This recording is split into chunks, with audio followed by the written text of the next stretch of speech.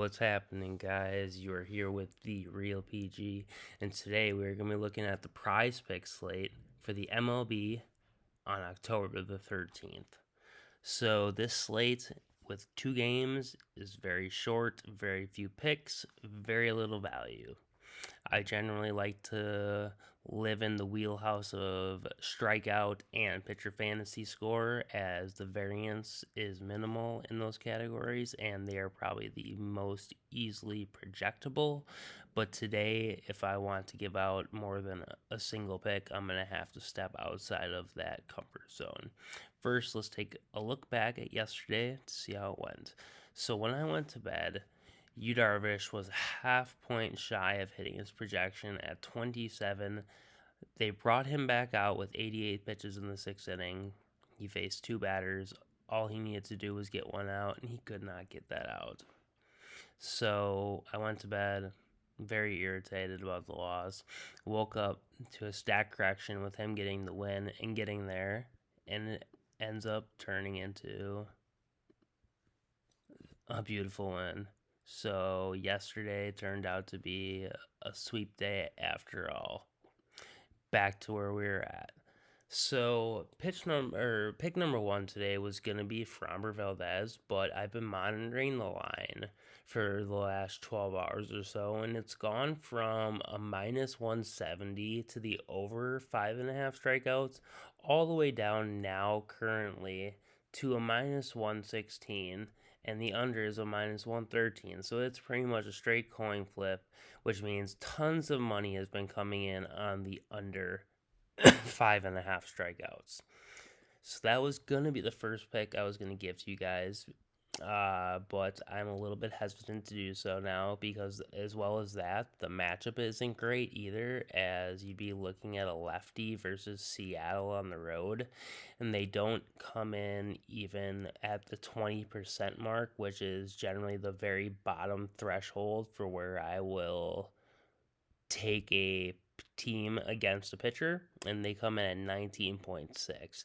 So it was close, but I think I'm going to end up leaving that pick alone at the end of the day, and instead sliding over to Mr. Shane Bieber. His line was 5 about an hour ago, and it is now at 5.5. So we lose push potential. If we look at the matchup, we'd be having a righty versus New York at home. Over the last 30 days, the New York Yankees come in at 23.6% strikeout clip. That is pretty great. The way Bieber pitched last game was absolutely insane, and I preached to the Discord group, which if you have not yet joined, you need to join. It is great. Lots of awesome information. But I preached to them during the Cal Quantrill start, who is not a good strikeout pitcher. Look at how he is tearing through these batters one after another. Strikeout, strikeout, strikeout, strikeout, strikeout. It was insane. So with the matchup, as well as what I saw out of Bieber, as well as what I saw out of the Yankees versus Quantrill, it is all a go for an over. Let's take a look where Pinnacle, the sharpest book out there, has to say about the matchup. So jump into this game and let's find Shane Bieber. He is currently at a minus 190 for the over 4.5. So like I said, the Prizepicks did have it at 5, and it would have been a slam dunk play. The potential for the push is gone.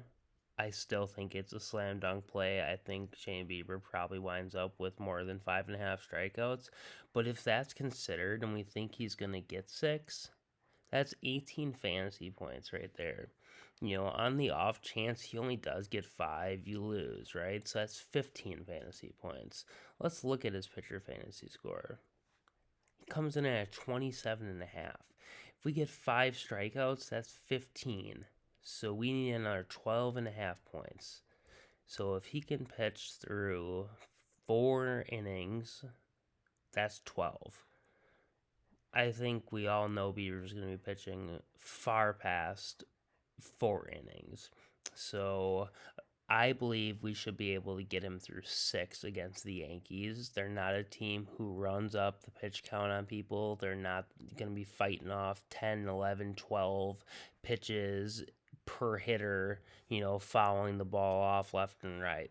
So I think this 27.5 score for Bieber is way too low. So pick number 1, smash the over or more than 27.5 for Shane Bieber. Pick number 2, we're going to go over to this new category of hitter strikeouts, which I absolutely love, and I hope that Prizepicks ends up keeping it in the long run. Unfortunately, you cannot take a hitter versus the pitcher in the same card. So since I have Shane Bieber, I can't take any New York hitters, and Jose Trevino is one of my plays. So you have to mix and match this to the way you prefer, to the pick that you feel is stronger between Bieber and Trevino.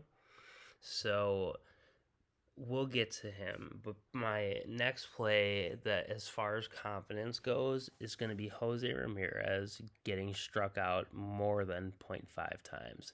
I don't love Nestor Cortez as a strikeout pitcher, but they do have, he'll pitch 5 innings, and then they have a phenomenal bullpen that can come in and strike out Ramirez for sure if it can't be done by Cortez. If we look at his last 5 games, he's been striking out like a wild man, just like he has all season. He's one of those guys that's either going to take a yard or he is going to go down swinging.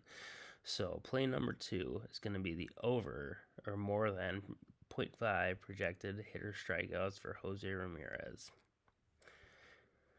The third play I was looking at is Jose Trevino.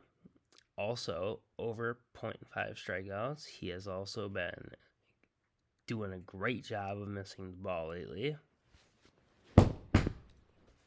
So, again, we can't take this card together because if you try to submit it, it's going to tell you no pitchers versus opposing hitters allowed.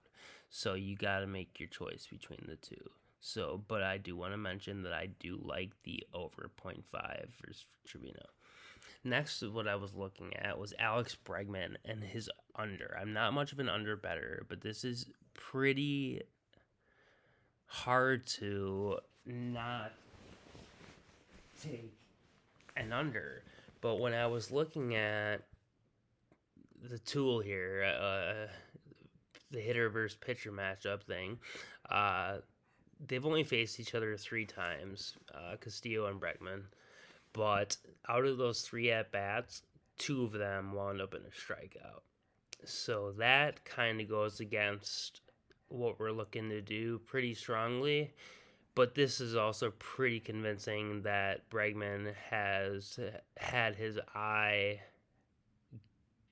pretty on point lately. So pick number 3, if you want to make a third pick, would be Alex Bregman less than 0.5 projected strikeouts.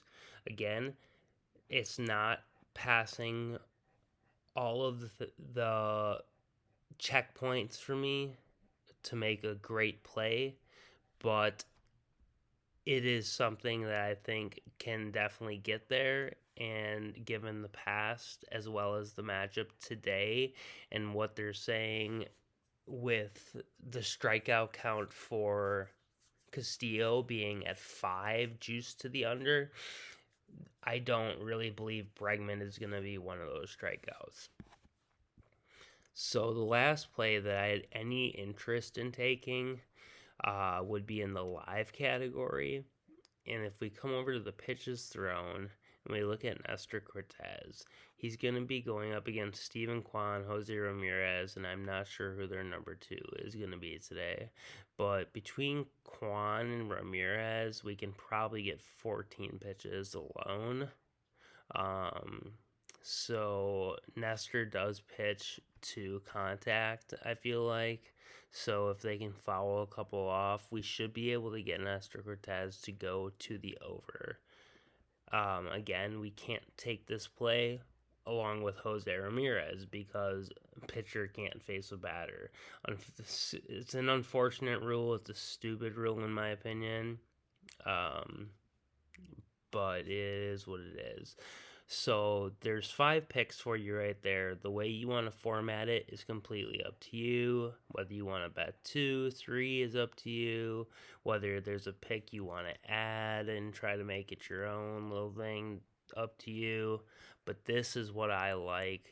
They just bumped Louis Castillo to 5.5. They bumped Nestor from 4 to 4.5. They bumped Shane from 5 to 5.5.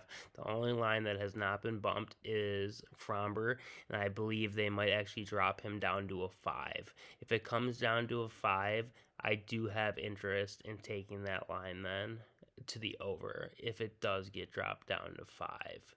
So keep an eye out for that. But this is what I've got for you. Recap it one more time. Shane Bieber, more than 27.5 projected fantasy score. Jose Ramirez, more than 0.5 projected hitter strikeouts. Alex Bregman, under 0.5 projected strikeouts. Jose Trevino, over 0.5 projected strikeouts. And Nestor Cortez, more than 14.5 projected pitches thrown. Again, you cannot play all those together, but those are my picks for you. If you're tailing in any way, shape, or form, good luck. Again, if you haven't joined the Discord, please do. There is lots of great people in there with lots of great picks.